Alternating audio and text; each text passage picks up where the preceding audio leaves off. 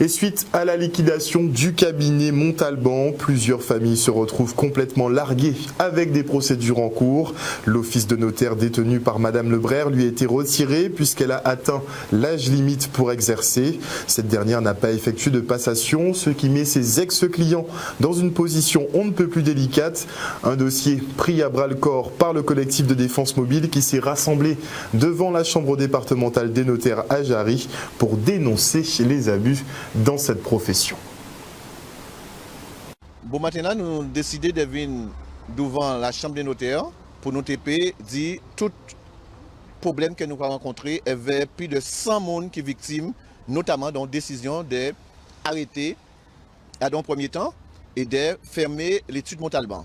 Je dois nous rappeler que c'est un problème qui a posé par rapport à fermeture à Montalban, mais qui a posé aussi par rapport à d'autres notaires aussi en Guadeloupe. Et c'est important pour nous dire, dans la pratique véritablement de ce qui a passé.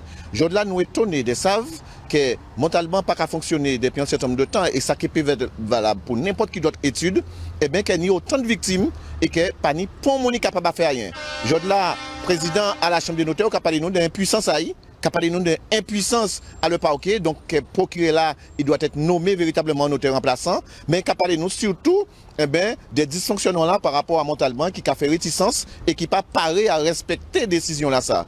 En tout état de cause, nous n'avons pratiquement plus de 100 personnes qui n'ont des sommes astronomiques de 200, 300 000 euros et qui n'ont des conséquences graves, ni des gens qui étaient obligés de sortir en France des villes, récupérer des biens qu'ils ont achetés, ils ont rendu compte qu'ils ne peuvent pas récupérer bien là, ils ont rendu compte qu'ils ne peuvent pas véritablement rentrer dans bien là qu'ils ont acheté là. Et pourtant, ils ont payé un prêt pour ça. Je dois faut que les gens comprennent que la situation est grave et que ça nous a dénoncé. Eh bien, il y a une sorte de mémise ici. Il y a une sorte effectivement de fonctionnement à certains notaires, notamment pour liquidation patrimoine, mais qui a pris plus de 10 années aux jeux là. Ni des gens 10 années qu'ils ont attendre à liquider un patrimoine, ni des gens 10 années qu'ils ont attendre à signer des documents. On a dit à ce monsieur-là, le responsable, que maintenant là, à partir d'aujourd'hui, les choses vont repartir. On sera dans la rue, on bloque tout. Il faut qu'on ait une réponse à la fin du mois là pour ces personnes. Et que par conséquent, nous, on demande à tous ceux et celles qui ne sont pas encore au collectif de se faire savoir.